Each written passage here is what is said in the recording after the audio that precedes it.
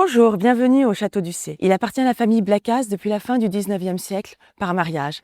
Et c'est surtout le château dans lequel j'ai passé mon enfance, dans lequel j'ai grandi, le château dans lequel mon père est né et que je vais vous faire découvrir aujourd'hui à travers la partie visite, la partie privée. Et on va regarder quelques meubles qui sont exceptionnels puisque le château d'Ussé a un trésor de mobilier digne des plus grands musées du monde et j'en suis très fière. Alors Ussé, c'est aussi une architecture très particulière. C'est un site qui existe depuis l'époque romaine sous le nom de Uséum, puisque si on regarde la vallée, à 1,5 km, on a la Loire. Et on a une allée qui existe aujourd'hui, qui a été créée à la fin du XVIIe siècle par Monsieur de Valentiné pour mettre en valeur son château. Le château qu'on voit, nous, ici, c'est le château féodal qui était fermé à l'origine et qui va être ouvert pour des raisons de confort à la fin du XVIe siècle. Et ce château, il avait sa chapelle castrale, il avait une galerie sur un étage et une galerie au rez-de-chaussée ouverte aux ogives, dont on a encore des traces avec la travée de gauche. Ça va être fermé au fur et à mesure. Et puis, Monsieur de Valentiné va désaxer le château. Et donc, il va faire construire par Monsieur le maréchal de Vauban, qui est le beau-père de son fils, le petit pavillon qui est sur la droite. Et donc, le château devient encore plus grand, encore plus majestueux et digne du marquisat qui veut en faire. Donc Ussé, ce que vous allez voir pendant toute cette visite, c'est un château qui ne fait que changer, qui modifie au fur et à mesure des générations, des familles qui se succèdent, des modes. Il faut arriver à suivre le chemin d'Ussé et c'est ça qui va être amusant. On va voir du 18e, on va voir du 16e, du français, de l'italien. On va voyager dans le temps et dans le monde et venez avec moi, on va commencer cette visite. L'entrée qu'on va emprunter n'est absolument pas l'entrée d'origine du château. C'est une entrée qui a été beaucoup plus dessinée au 19e siècle avec un décor créé par Félicite Fauveau. Félicite Fauveau, c'est une sculptrice extraordinaire, grande amie de ma tante La Roche-Jacquelin. Et au-dessus, on a rajouté la comète des Blacas, les armes de ma famille. Donc, voilà l'entrée des visites, l'entrée que vous emprunterez quand vous viendrez à Ussé. Donc cette entrée était une antichambre au XVIIe et au XVIIIe siècle. Et comme mes arrière-grands-parents vivaient à l'étage du dessus, probablement aussi la génération avant, un escalier en bois a été installé et c'est devenu leur entrée. Et c'est tout à fait pratique pour nos visiteurs de pouvoir rentrer par ici, de pouvoir tout de suite voir du mobilier italien, des bustes italiens et aussi une très belle voûte 19e. Alors, quand je vous dis Ussé, on voyage dans le temps. Je vous dis elle est 19e, mais en fait, je n'en sais rien. Puisque si on passe dans la pièce qui est à côté, le salon de marbre, on va aussi trouver une voûte assez spectaculaire. Et cette voûte, il y a encore quelques années, on ne pouvait pas savoir si elle était 19e, si elle était plus ancienne, de même que ce décor. Et en travaillant dans les archives du château, j'ai retrouvé l'inventaire de 1710 à la succession de Monsieur de Valentiné et il est mentionné chambre de marbre.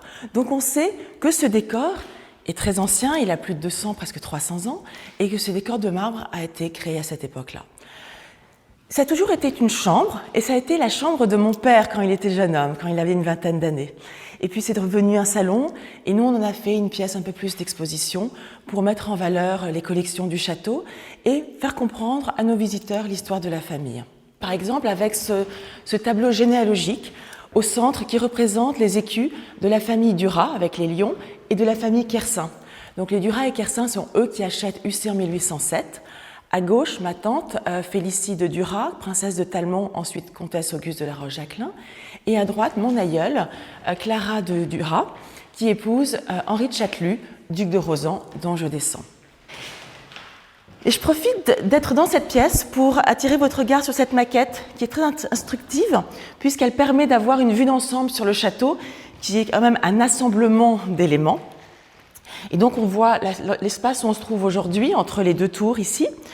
Et ce qu'il y a là de formidable, c'est que nos visiteurs ne peuvent pas aller à l'arrière du château, puisqu'ici, il faut se dire qu'il y a la forêt de Chinon, il y a le coteau, et donc cette cour derrière n'est pas accessible. Et donc on voit cette structure de ce couloir qui rejoint les deux donjons, qui rejoint les ailes du château, avec ces mâchicoulis. Donc c'est une manière pour nos visiteurs, en un coup d'œil, d'arriver à percevoir le château dans toute son originalité et ses spécificités. Alors de cette chambre de marbre, qui dit chambre, dit cabinet de toilette. Et donc, voilà le petit cabinet, qui était donc la salle de bain de mon père quand il était jeune, et dans laquelle on a rassemblé des tableaux qui viennent de la famille Aubusson de la Feuillade dont nous descendons. Alors, ce qui est intéressant par rapport à ces tableaux qui datent du 19e siècle, c'est le goût des familles au 19e pour l'histoire, pour la généalogie et pour un passé un peu rêvé, un peu idéalisé. Alors je m'amuse un petit peu à dire que c'est notre mini-galerie des batailles, mais on a des scènes de cette famille Aubusson de la Feuillade, 732, 1482, 1668. Et sur ce tableau-ci, on a un personnage assez important, assez connu, qui est Pierre d'Aubusson, qui était grand maître de l'ordre de Malte et qui a brillamment défendu Malte et Rhodes. Et donc là, on a une scène très particulière avec le prince Zizim, qui était le frère de l'empereur des Turcs, c'est écrit, et qui l'a protégé de son frère qui voulait l'assassiner, mais on l'a fait envoyer en France. Et donc, il a été un petit peu l'otage des Français. Donc, Pierre d'Aubusson a été beaucoup critiqué pour cela. On a de l'Orient et on a des meubles orientaux dans cette pièce qui sont des souvenirs de voyage du comte Xavier de Lacasse, ramenés de Syrie au 19e siècle. Donc le coffre, la table, mais aussi des manuscrits indiens puisqu'il est parti en Inde. Et on a des objets de différentes origines puisque son voyage l'a mené jusqu'au Japon. On est dans les années 1848. Donc déjà un grand voyage et ce goût de l'Orient. Au XIXe siècle, alors qu'on aura eu un goût de l'Italie au XVIe siècle. Et vous allez voir cette influence de l'Italie aussi à UC. Je vous propose qu'on continue la visite. Donc on retraverse l'antichambre pour accéder à une pièce assez particulière pour sa structure, puisqu'en fait nous sommes dans la chapelle castrale, la chapelle d'origine du château. Puisqu'en fait, le château se constituait d'une chapelle intérieure. Et il faut attendre la fin du XVIIe siècle pour que cette chapelle devienne une pièce d'habitation, donc les fenêtres soient modifiées, les plafonds soient modifiés, et qu'elle devienne en l'occurrence la chambre d'un grand homme qui est le maréchal de Vauban. Alors, Monsieur de Valentinet a un fils, Louis, qu'on va marier à Mademoiselle de Vauban, la deuxième fille du maréchal. Les deux familles sont très amies. Le mariage se fait quand Mademoiselle a 12 ans, ce qui est un petit peu jeune. Et le maréchal de Vauban, qui est un homme toujours sur les routes, toujours à voyager, va rester 15 jours dans cette chambre, à UC, en logeant dans cette chambre, ce qui est très long pour lui. Alors, il faut se dire que son lit, il devait se trouver là, puisque nous avons la petite porte du cabinet de toilette, qui est maintenant condamnée, qui était là. Donc Vauban a dû loger ici, probablement dans des conditions assez fraîches, quand on voit la taille de la pièce, et la chambre a gardé le nom de chambre de Vauban. Alors elle va rester une chambre tout au long du XVIIIe siècle, elle va abriter un très joli lit à la polonaise, qui a changé de pièce, et au XXe siècle, ça devient un salon. C'est le salon d'enfance de mon père, donc c'était une pièce de vie. Et il y a quelques années, on l'a transformé, on l'a redécoré, en y mettant un mobilier qui est très important pour plusieurs raisons. Parce qu'il est d'une très très belle qualité, on va revenir dessus, mais parce qu'historiquement, il n'a jamais quitté, on va dire, la famille. Ce mobilier était dans l'hôtel particulier de la famille Valentinet à Paris en 1757. Et il est arrivé par la suite à UC et n'a jamais quitté UC. Donc on a vraiment un mobilier qui est complètement suivi. Le mobilier qui a été commandé par un fermier général, cette grande famille de robes extrêmement riche, extrêmement puissante à Paris. Ce mobilier, il est très beau parce que nous avons bien sûr du bois doré, une très belle sculpture. On peut voir par exemple sur celui-ci que c'est un siège à châssis, donc on va regarder aussi de l'autre côté, on peut changer les manchettes. Alors, la météo n'est pas toujours clémente, donc on peut changer les éléments, on peut changer les manchettes, on va pouvoir bouger, donc changer l'assise. Et à l'arrière, on va pouvoir enlever cette assise. Et donc, c'est l'occasion de voir ce qu'on appelle la reparure, c'est-à-dire tout le travail de sculpture et d'or qui est fait à l'arrière, signe d'extrême qualité. Tous les sièges n'ont pas cette qualité-là. Et donc, en fait, on peut faire glisser. Alors, on a un système assez simple sur ce siège. Et donc, on enlève. On peut enlever cet élément et on peut voir par exemple le fauteuil qui est là-bas, à droite de la petite commode, qui va avoir ce qu'on va appeler le meuble d'été. Un tissu plus léger puisqu'ici nous avons un velours. Donc on va parler d'un meuble d'hiver, puisque dans les maisons les plus raffinées, les plus luxueuses, on va changer les tentures en fonction des saisons. Alors je vais le remettre, ça prend un petit instant. Et ici on a encore les petits carreaux probablement d'origine, puisque l'arrière des sièges est beaucoup moins soigné que ce qu'on va faire au XIXe siècle et au XXe siècle, puisque le tissu coûte très cher. Et donc, comme les sièges étaient le long des murs, on économisait un peu sur l'arrière des sièges et on va déplacer les sièges en fonction des moments de la journée, des assemblées. Donc les sièges sont le long des murs, comme le canapé dit ottomane, ou ce fauteuil. Et là, parce que nous avons mis en scène un personnage invisible qui vient prendre son thé. Alors, cette petite table, c'est vraiment un petit meuble très fonctionnel qui est très léger, qu'on va pouvoir déplacer. Et d'ailleurs, on peut le déplacer en remarque puisqu'on a un meuble qui a 4 façades. Les 4 côtés du meuble sont marquetés et on a un très joli décor de marqueterie. Alors quand je vous parle de meubles qu'on peut mettre au milieu, on a juste à côté un meuble qui prouve qu'il était fait pour être au milieu. C'est ce petit bureau de pente en palissandre puisque son arrière est complètement marqueté. C'est pour ça qu'on l'a mis au centre de la pièce. Il y a des meubles qui se mettaient contre les murs, mais là, en l'occurrence, c'est un meuble qui devait se vouloir en centre de pièce, ou mobile en tous les cas, puisqu'on a pris le soin de le marqueter. Il est très tôt, moi je le date vers 1720-25, et j'aime énormément cette ligne ici. Et si on compare avec les commodes de Boulle, on retrouve un peu cette forme très galbée, très marquée, assez forte, assez vivante, avec ce petit caisson au-dessus. Donc on est vraiment au tout début, on a presque des lignes qui se brisent, mais on a un très joli meuble de jolie qualité. Et ce petit bureau de pente, alors on le voit là ouvert, mais donc on peut l'avoir fermé. La battance se tient avec des tiroirs, on a des mains tombantes toutes simples, et on a donc une ribambelle de petits tiroirs qui permettait de ranger ses papiers, avec même un petit secret au centre qui permettait de cacher son courrier ou ses petites affaires personnelles. Donc là, on est face à du très joli mobilier. Et à côté, on va avoir un autre bureau, un bureau Mazarin. Donc on n'est pas très loin au niveau de l'époque, on est plutôt à la fin de Louis XIV et là au tout début du règne de Louis XV, mais qu'on va trouver dans ce genre de maison. On va très facilement marier les meubles et on trouve ces bureaux-là encore dans l'inventaire du château à la fin du XVIIIe siècle. Alors vous pourrez vous dire pourquoi est-ce qu'on a une chaise toute simple canée à côté de sièges en bois doré de grande qualité. Pourquoi ? Parce que dans les inventaires, j'ai remarqué qu'ils mélangeaient très facilement. Et dans l'inventaire de Paris, il est mention de sièges de moindre qualité mais très fonctionnels. Donc il faut arrêter de voir le 18e comme un musée. En fait, ce sont des gens qui vivent avec des meubles qui leur plaisent, et des meubles somptueux, et des meubles aussi beaucoup plus fonctionnels. Et donc c'est ce mariage qu'on a voulu donner dans la pièce. Alors je ne vous ai pas parlé encore des tapisseries qui sont sur les murs. Les tapisseries ont été achetées par un de mes oncles au XIXe siècle. Elles représentent David terrassant Goliath. Il y en a 4, la 5e n'a pas pu être exposée. C'est une très belle série qui a été tissée dans le nord de la France ou les Pays-Bas. Et donc on reconnaît bien sûr le géant Goliath. Ce qui est très beau aussi, c'est les bordures qui sont typiques de la fin du XVIe siècle, début XVIIe, assez marquées avec ces grands faisans. Donc ce sont des très très belles tapisseries. Le château comporte une jolie série de tapisseries, puisque les châteaux comportaient eux-mêmes beaucoup de tapisseries. Ça permettait d'isoler les murs du froid, de décorer. C'est des décors qu'on pouvait transporter en fonction des lieux d'habitation. Et donc c'est typiquement du mobilier de château. On a parlé dans cette pièce du maréchal de Vauban, mais on va parler d'un sujet un peu plus féminin, d'une grande dame, et qui parle d'une autre femme importante. Alors je vais faire plaisir, on va ouvrir cette vitrine qui est dédiée à la duchesse de Duras. La duchesse de Duras, c'est Claire de Kersin, la femme du dernier duc de Duras, et c'était une amie de Chateaubriand et une femme de lettres. Et elle a écrit un roman très important pour son époque qui s'appelle Ourika. Ourika est majeur dans l'histoire de la littérature puisque c'est le premier roman où une femme de couleur parle à la première personne, ce qui ne se faisait pas à l'époque. Claire de Duras, Claire de Kersin, elle a grandi en partie dans les îles puisque sa famille avait des propriétés dans les îles et elle a été très sensible au sort de ces personnes. Et elle a entendu dans le salon de Madame de Beauvau l'histoire d'Ourika. Ourika, c'est une jeune fille noire qui a été recueillie par le chevalier de Boufflers et donnée à Madame de Beauvau, qui va l'élever comme sa propre fille.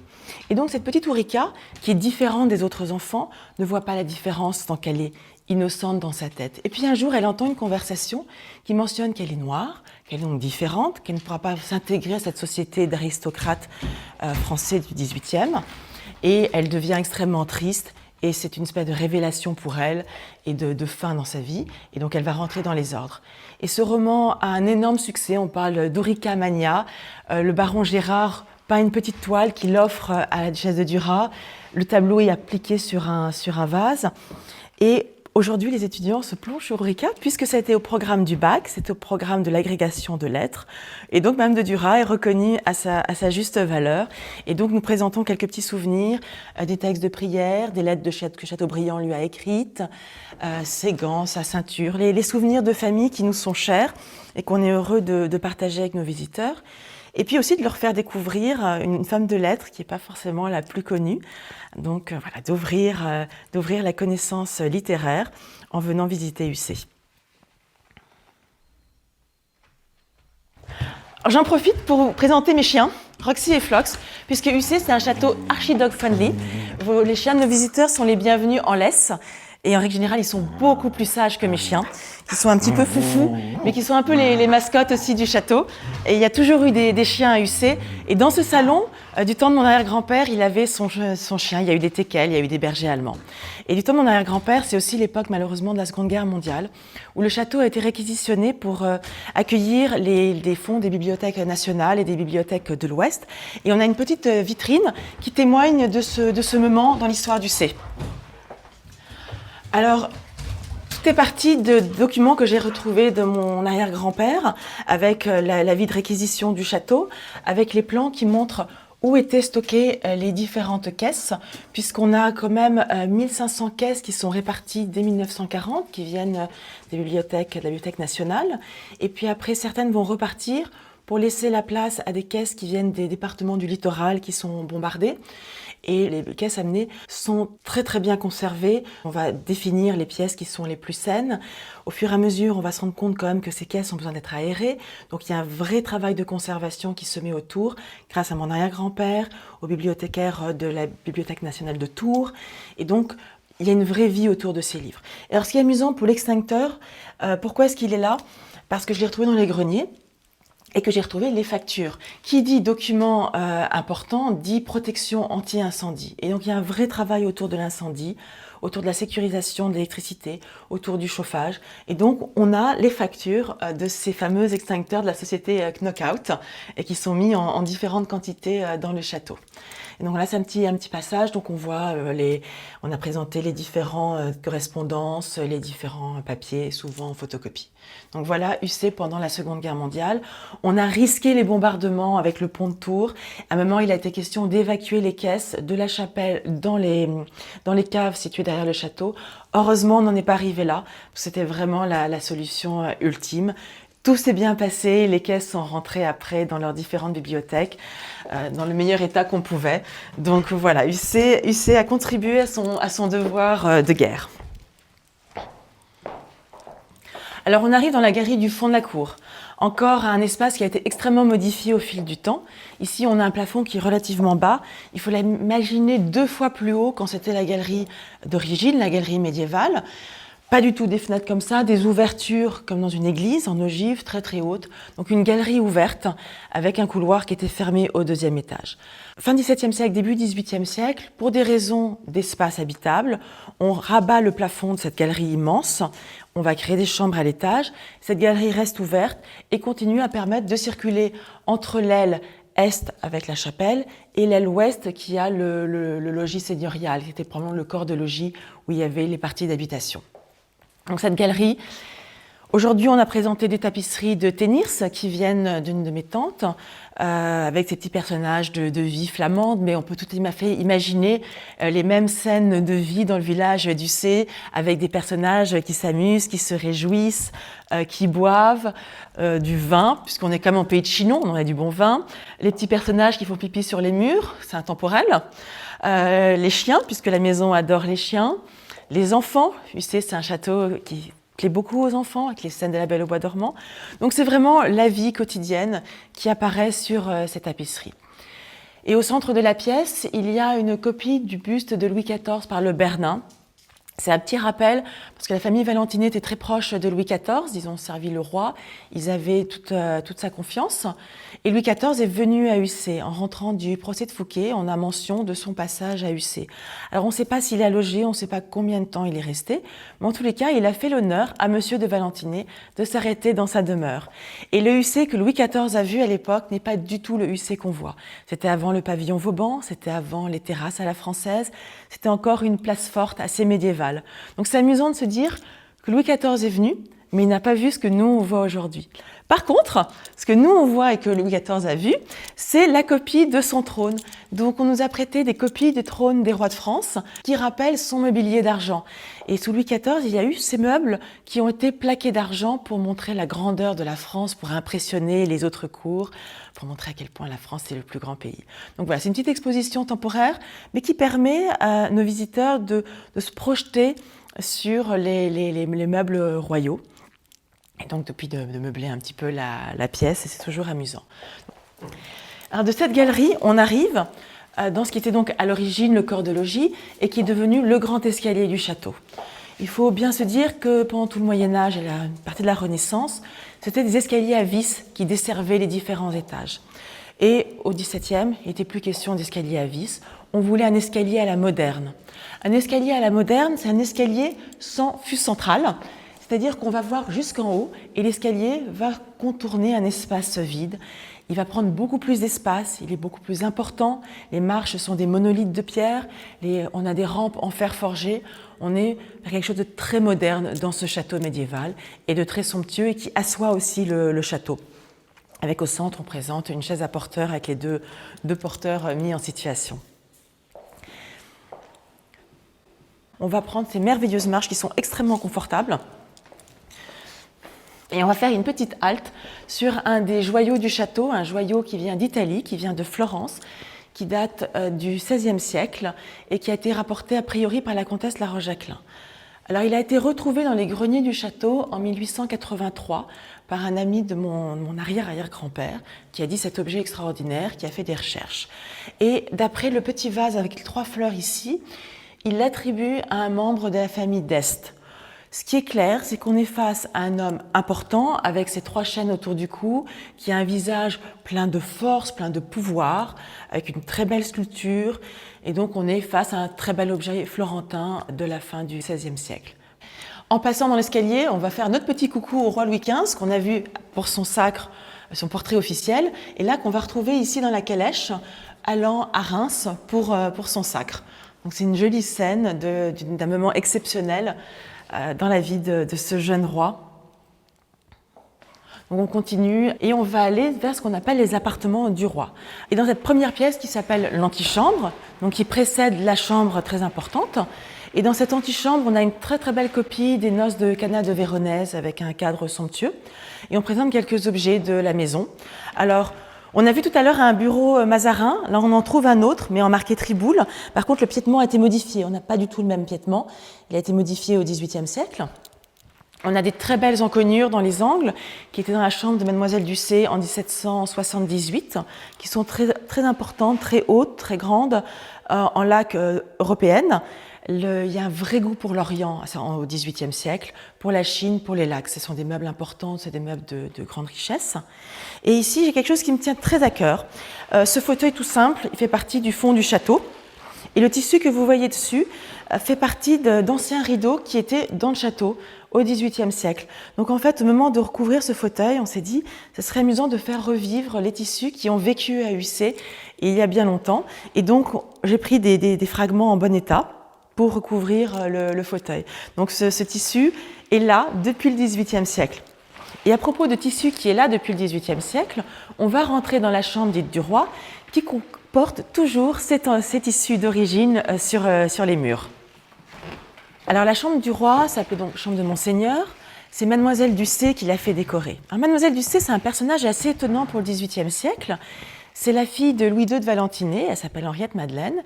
Elle ne s'est jamais mariée, elle a beaucoup d'argent, elle vivait de façon tout à fait libre et tout à fait moderne. Et quand elle hérite Ducé à la mort de son demi-frère, Louis-Sébastien, elle meuble le château. A priori, c'est elle, puisque ce mobilier est très moderne et correspond vraiment à cette période entre la mort de son demi-frère et sa mort à elle. Tout ce mobilier dit de style, d'époque Louis XVI. Donc cette chambre, elle la récupère, cette chambre était jaune. Elle fait mettre ce tissu au petit chinois sur les murs. Elle garde la grande cheminée qui est beaucoup plus XVIIe avec le portrait de Mademoiselle de Blois, la fille légitime de Louis XIV, mais arrive avec un décor typique des années 1770, avec un lit somptueux à la polonaise. Mais elle garde quand même aussi dans la chambre, parce qu'elle aime bien, elle veut la modernité, mais elle veut aussi garder des objets qui lui plaisent de temps précédents. Elle laisse ce grand miroir qui est majestueux, italien, 17e, qui apparaît lui déjà aussi en 1710 dans la chambre et qui fait partie des chefs-d'œuvre du château. Alors dans tout son ameublement Louis XVI, il y a le secrétaire, puisqu'il mentionne un secrétaire dans sa chambre, c'était probablement celui-ci. Et on a une très très belle commode ici par Joubert. Joubert, c'est l'ébéniste du roi qui livre beaucoup. Et elle a plein de secrets à nous divulguer, qui seront divulgués dans quelques années quand les recherches seront finies. Mais elle a une très belle provenance à la hauteur de sa grandeur, de sa puissance, de sa qualité. Donc c'est un très beau meuble royal. Et royal puisqu'on est dans la chambre du roi. Chambre du roi parce que c'est le duc de Rohan qui est ici, qui achète le château en 1778. Il est duc et pair de France, donc il doit avoir une chambre pour le roi. Et donc va baptiser cette chambre, chambre du roi. Alors le petit clin d'œil royal, donc portrait du roi Louis XIV quand il était jeune, portrait équestre, on est à Dunkerque, qui lui fait vis-à-vis le portrait de Louis XIV par Rigaud, c'est une copie évidemment. On a vu sa fille, Mademoiselle de Blois, et sa dernière épouse, sa dernière maîtresse, Madame de Montespan, qui est au-dessus du secrétaire. Donc c'est un petit clin d'œil pour réintégrer le roi dans la chambre du roi. On est sous le duc de Rohan. Louis XVI n'est jamais venu à UC, mais la chambre porte ce nom-là. Un autre personnage royal dans la chambre, et là je reviens sur l'histoire de ma famille, c'est Madame Victoire. Alors je ne descends pas de Madame Victoire qui n'a pas eu d'enfant, mais de sa dame de compagnie, Madame de Châtelus. Et donc ce portrait vient de mes ancêtres, il a été peint par Madame Vigée-Lebrun, et c'est un très joli portrait qui a traversé les générations et qui est arrivé aujourd'hui à UC. Donc on est très fiers d'avoir un portrait par Madame Vigée-Lebrun, qui est une des grandes femmes peintres. Il y en a peu en fait, et elles sont méconnues. Et donc ça prouve que la peinture aussi est très féminine et que les femmes ont réalisé beaucoup de très belles œuvres. Alors dans cette chambre majestueuse, je vais vous montrer une chambre plus simple. Je vais vous raconter comment on a agrandi la visite du château. Donc on va quitter les appartements du roi. On va reprendre notre grand escalier et on va aller là où on ne pouvait pas aller il y a quelques années puisque la visite s'arrêtait ici. Et on a eu le souhait d'offrir une visite un petit peu plus importante à nos visiteurs, d'aller dans leur souhait de ce qu'ils avaient envie de faire. Et donc maintenant, on peut monter jusqu'au dernier étage du grand escalier, puisque comme je vous le disais tout à l'heure, tous ces escaliers somptueux n'allaient pas jusqu'au comble, mais en l'occurrence à UC, il va vraiment jusqu'au dernier étage. Et en passant, on passe devant un roi que j'aime énormément, qui est Louis XVIII. Louis Stanislas Xavier, comte de Provence. C'est le petit frère de Louis XVI, et c'est un homme extrêmement intelligent, extrêmement fin, extrêmement politique. Alors il a été décrié au XVIIIe parce qu'il a un petit peu mis à mal le pouvoir de son frère, et puis donc il a émigré, il revient en 1814, mais il a compris l'évolution dans la tête des Français. Il a compris qu'il fallait la paix, qu'il fallait renflouer le trésor de la France qui avait été mis à mal par les guerres de Napoléon. Et donc financièrement, la France, à la fin du règne de Louis XVIII, est beaucoup plus riche. Il a compris qu'il n'était pas question de revenir vers l'ancien régime, vers une monarchie absolue. Il a fait une monarchie constitutionnelle. Donc c'est un homme extrêmement moderne, extrêmement politique, extrêmement subtil. Malheureusement, Charles X ne sera pas pareil après lui et la France les Bourbons vont reperdre le pouvoir. Mais voilà, Louis XVIII, que j'aime énormément et qui a fait mon ancêtre Blacas, duc de Blacas. Donc en plus, ça c'est un petit remerciement très sincère à ce grand roi que je suis heureuse de mettre en valeur et d'essayer de vous faire connaître, puisque c'est le but du C, c'est d'apporter à nos visiteurs un autre savoir, une autre connaissance, de leur ouvrir d'autres horizons. Et donc j'espère que c'est ce qu'ils auront à UC. Donc on va continuer dans l'escalier. Donc on arrive au dernier étage du grand escalier, donc sous les combles. On emprunte quelques petites marches puisque les plafonds avaient été surélevés pour des raisons de mode. Et je vais vous amener dans l'univers de mon enfance. Cette partie était donc privée. Et dans une pièce que moi j'ai connue pleine de mâles. Donc pour rentrer dedans, c'était terrible parce qu'il fallait enjamber. Il y avait des mâles avec des costumes ici à gauche, des mâles au milieu, des mâles devant la fenêtre avec des vieux costumes, des vieux papiers, des vieux souvenirs, un bric-à-brac génial. Je me suis amusée comme une folle dans cette pièce. Et à un moment, il a été l'idée, qu'est-ce qu'on peut faire de cette pièce, comment on peut la valoriser. Et donc je me suis vraiment fait plaisir aussi pour nos visiteurs, en créant cette chambre de jeune fille vers 1920. Pourquoi 1920 dans un château aussi vieux? Parce qu'un château, ça a été habité à toutes les époques. Et on avait un papier peint sur les murs qui est l'identique de celui qui est ici aujourd'hui. Donc on a gardé un petit fragment qui est dans une petite porte derrière, on peut voir, et qui est caché donc derrière la robe, qui était le petit armoire à vêtements. Et on a amené ce fragment à l'atelier Dauphard à Tours, puisqu'on a la chance d'avoir cet atelier extraordinaire qui crée des papiers peints sur mesure ou qui les copie, qui fait tout de A à Z. Et donc l'atelier Dauphard nous a copié à l'identique le papier peint dans une façon complètement traditionnelle pour redonner cette ambiance, ces couleurs, ce motif qui avait été choisi pour la pièce à cette époque-là. Donc j'ai créé une chambre de jeune fille avec le mobilier du château. Et c'est toutes ces ambiances. On va garder des commodes 18e du château. On va avoir un petit bureau qui est sans intérêt, il faut être honnête. Un petit bureau tout simple, des années 20, des années 40, des petites tables de chevet. Les petits cabriolets, ils sont d'époque Louis XV. Tout à fait comme il faut, avec un tissu que j'aime d'ailleurs beaucoup. Plein de petits souvenirs. Et on a, en plus, ce qui est charmant dans cette chambre, on a cette alcôve avec les petits rideaux, avec le lit en alcôve. Ça permettait de protéger du froid. Et donc dans la chambre, j'ai récupéré un lit dans les greniers, un lit que je trouvais merveilleux, qui est probablement lyonnais à cause du décor de fleurs. Donc on ne sait pas très bien comment il est arrivé à UC. Mais c'est un charmant petit lit et que j'ai recréé comme un lit dans lequel, en tant que jeune fille, on a envie de se lever avec des jolis thés d'oreiller, de la jolie lingerie. Et l'idée était de dire que cette jeune fille, puisque dans les châteaux, on était bien sûr a priori chrétien et catholique, et donc avec les petits prie-dieu qui viennent des greniers, avec des tissus qui étaient sur des sièges. Donc reprendre toujours dans cette pièce des objets qui sont dans le château pour donner cette ambiance château, pour valoriser ce qu'il y a et pour faire ressentir à nos visiteurs l'âme de la maison. Et je vous parlais de chiens, eh bien au-dessus du lit de cette jeune fille, il y a un des chiens de la maison. Et donc déjà à l'époque, le goût des chiens était bien présent dans le château. Alors cette chambre, elle est intéressante aussi parce qu'elle a une forme de confort avec son cabinet de toilette qui est ici et qui a une double porte. Donc en fait, il communique pour la personne qui occupe la chambre par la chambre, mais il a une porte qui donne sur le palier pour que la femme de chambre puisse changer les eaux sales ou tout ce qu'on peut imaginer sans déranger l'occupant de la chambre. Donc c'est vraiment une trace de confort.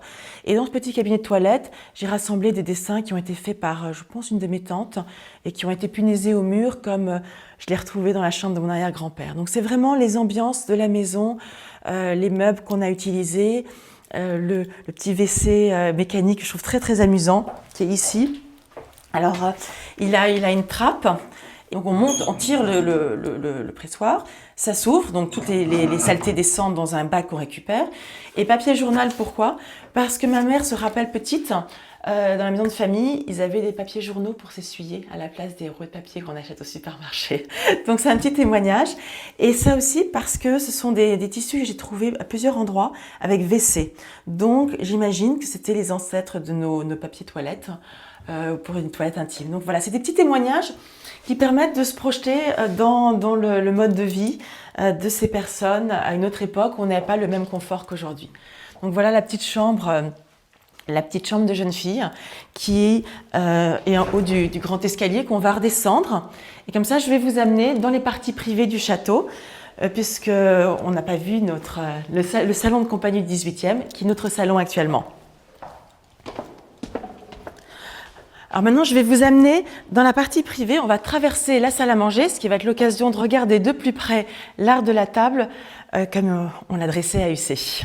Donc, on vous a dressé la table comme on le fait pour nous, en l'occurrence pour les beaux dîners, puisqu'on a la verrerie pratiquement complète, on a le joli vermeil, on a les couverts en argent de famille. Alors, ce qui est le plus beau sur cette table, ce sont les drageoirs en argent qui sont avec les armoiries du premier duc de Blacas, qui sont par l'orfèvre Caillé, qui est l'orfèvre du roi. Et donc ça vient du premier duc, comme la soupière au centre. Par contre, les flambeaux sont beaucoup plus tardifs, ils sont 19e. Mais c'est un très joli ensemble et qui fait notre plaisir au quotidien. Et puis maintenant, un peu plus exceptionnel, puisque la salle à manger a été ouverte pour nos visiteurs, afin qu'ils puissent voir un petit peu comment on vit. Un petit clin d'œil dans l'angle de la pièce, le maréchal de Turenne, notre oncle, qui est là. Et c'est un très joli buste avec plusieurs matériaux de marbre, de bronze et de plâtre teinté. Voilà, ça c'est les petits apports de la famille qu'on retrouve à UC. Et donc cette salle à manger, comme je disais tout à l'heure, elle existe en tant que pièce depuis 1710. Donc c'est vraiment probablement une des premières salles à manger en France. Et il y avait très certainement, normalement dans une salle à manger, il y avait une fontaine pour se laver les mains. Donc ici, il devait y avoir une fontaine, d'ailleurs on a une niche. Et il y a une arrivée d'eau qui ne fonctionne plus depuis très très longtemps, mais qui provenait d'une source. Donc il y a dû avoir une fontaine que moi je n'ai malheureusement pas connue. Mais voilà, et mon père, ça c'est la place de mon père. Et en règle générale, je suis à sa droite, je me tiens là, je suis là, voilà, pour les repas de famille. Et maman est en face de mon père. Et de la salle à manger, on va pouvoir passer au grand salon, donc qui est vraiment notre partie privée, et qui était donc le salon de compagnie au 18e. Toutes les pièces qu'on a vues étaient des chambres, le salon Vauban était une chambre, le salon de marbre était une chambre, et là c'était vraiment le salon dans lequel les personnes se tenaient pour jouer.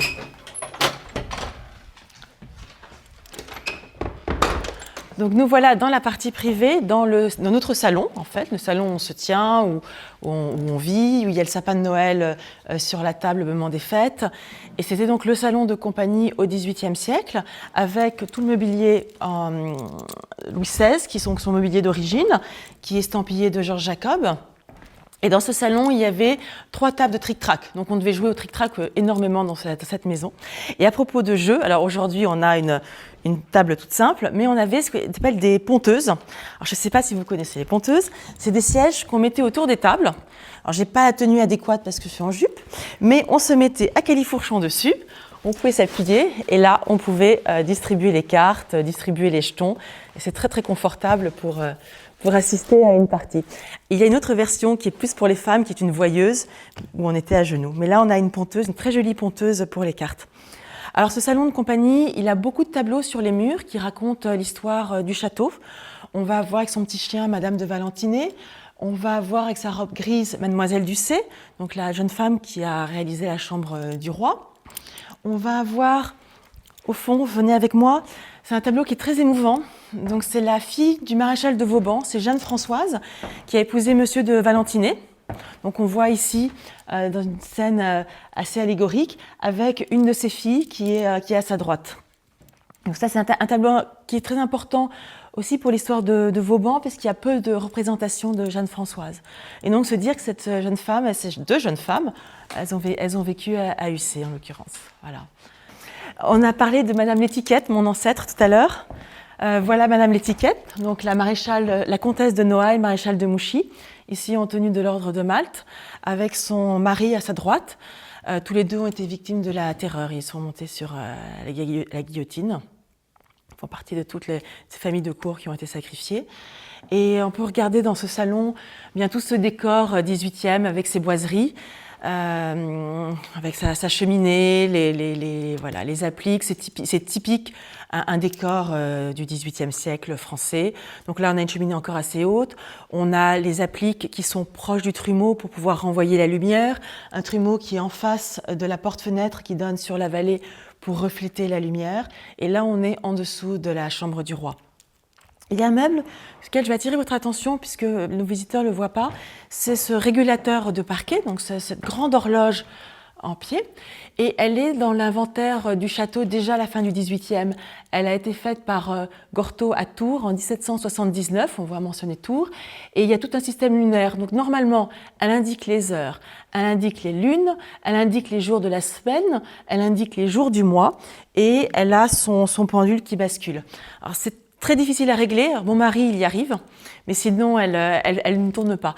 Mais c'est un très beau meuble. Et donc, ce qui est intéressant, c'est qu'on parle d'un meuble qui a été fabriqué à Tours.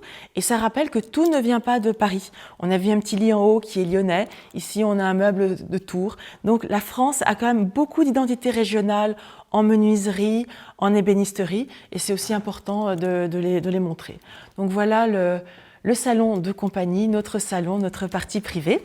On va revenir sur nos pas dans la salle à manger pour voir un petit bout de la galerie 19e, la galerie de Félicie de la Roche-Jacquelin, de ma tante. Et ensuite, on va aller à la chapelle. Donc, on va faire un voyage dans le temps. On remonte le 18e. On va aller dans une galerie 19e. Et puis, on finira dans une chapelle de la Renaissance.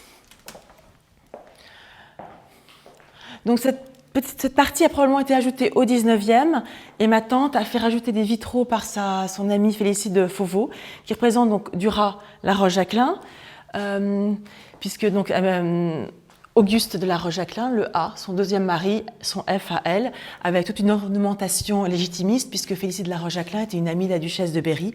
Donc on est vraiment dans la France ultra-royaliste, ultra-catholique, ultra-légitimiste.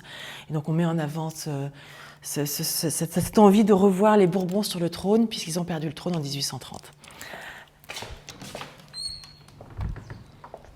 Alors en route pour la chapelle, on va profiter de la façade est du château, qui est la façade la plus médiévale, qui à la limite est la moins touchée. Et donc on peut constater au centre l'avancée de la chapelle castrale avec l'ancienne trace d'ogive de la fenêtre. Puis on a un très beau chemin de ronde. Alors ce qui est assez intéressant, c'est qu'on a des meurtrières et qui sont agrandies en partie basse. Et on m'a toujours dit que c'était pour les travaux, donc pour que les couvreurs puissent passer les poutres en bois pour soulever les échafaudages. Et dans les archives, on s'est rendu compte que Ussé a subi les guerres de religion. Il y a un camp à Chinon en 1568 et il y a des hommes de guerre autour. Et le château va se refermer un peu sur lui-même. Et donc on va agrandir les meurtrières pour pouvoir faire passer les têtes des premiers fusils, des fusils de l'époque.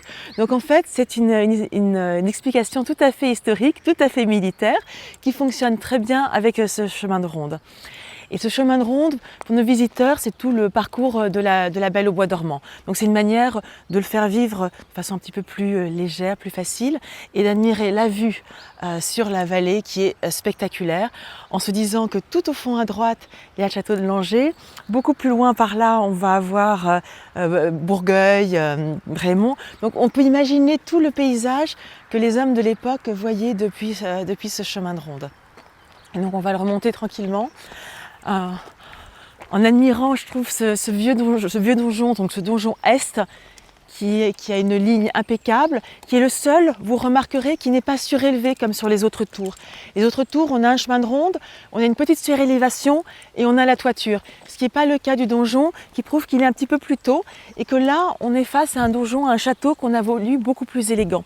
Et ce château, tel qu'on le voit, il faut se dire qu'il date, il est dans sa forme de la fin de la guerre de Cent Ans. Donc c'est Jean V de Bueil, qui est un grand homme de guerre, un grand technicien de l'architecture militaire, qui épouse Jeanne d'Ussé. Ils ont un fils, Antoine, et c'est probablement à Jean V ou à Antoine qu'on doit toute cette façade, donc militaire, mais pour une période de paix. On sent déjà l'élégance qui pointe à Ussé.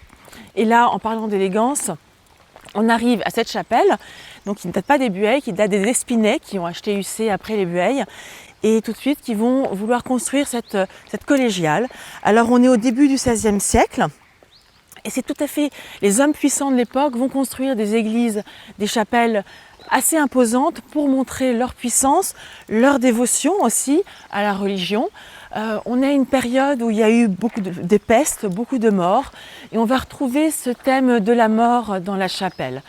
Alors, on admire déjà l'entrée qui est somptueuse, avec les apôtres, les instruments de la Passion. On voit ces fameuses scènes un peu mortuaires avec des crânes, des os, des tombes sur ces premières vignettes. Et en rentrant dans la chapelle, donc un joyau de la Renaissance, on va retrouver sur les vitraux ces fameuses têtes de mort.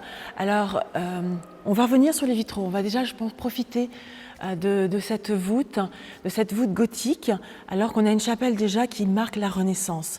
Donc on est toujours en 1525, les Français sont rentrés d'Italie, il y a eu les fameuses guerres d'Italie, Charles VIII, Louis XII, François Ier, ils ont découvert d'autres ornements, et donc ils vont plaquer ces ornements issus de l'Antiquité, qu'ils ont découvert en Italie, sur leur architecture gothique. Et c'est exactement ce qu'on a ici.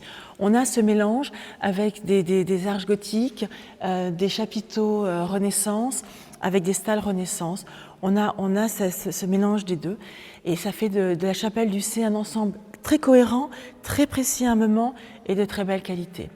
Alors les vitraux, donc je revenais dessus, on a les petites têtes de mort. Les vitraux, ils ont été abîmés très très tôt. On a des traces dans les archives comme quoi la grande baie en 1699, elle était déjà tombée, mais il y avait des fragments qui représentaient les commanditaires et un calvaire. et les fragments ont été probablement mis sur la travée, la troisième travée, et donc avec ces petits éléments, on a pu redessiner des vitraux et on va les faire au fur et à mesure des chantiers, et on a pris le parti pris d'illustrer des familles qui ont été importantes pour UC. Donc la première travée, on a la famille Bueil, puis dont je parlais tout à l'heure avec son épouse qui était dame d'UC. La deuxième travée, on a Charles d'Espinay et Lucrèce de Pons. Alors Charles d'Espinay et Lucrèce de Pons, ils sont très importants dans cette chapelle. C'est le père de Charles, Jacques d'Espinay, qui a voulu la commande de cette chapelle, et c'est son fils Charles qui va la réaliser, qui va la concrétiser. Donc sur les stalles, on a les urnes d'Espinay, on a C et L qui sont mentionnés sur la partie extérieure, on a des médaillons à l'antique avec des personnages des deux côtés. Alors, je me demande si ce ne sont pas justement les commanditaires, ça pourrait être Lucrèce de Pons et Charles d'Espinay. Et on a encore ce côté très médiéval des stalles avec ces décors beaucoup plus Renaissance. Donc ces très belles stalles, complètement encore dans le médiéval, on a les fameuses miséricordes. Donc ça permettait aux chanoines d'être debout tout en reposant, mais en donnant l'impression d'être debout, et on pouvait les abaisser pour s'asseoir. Ça c'est très pratique puisqu'on avait quand même quelques célébrations dans cette chapelle. Mes arrière-grands-parents sont mariés ici, mon frère et ma sœur ont été baptisés, ma fille a été baptisée. Et donc ça nous permet pour nous de nous asseoir très confortablement pendant la cérémonie.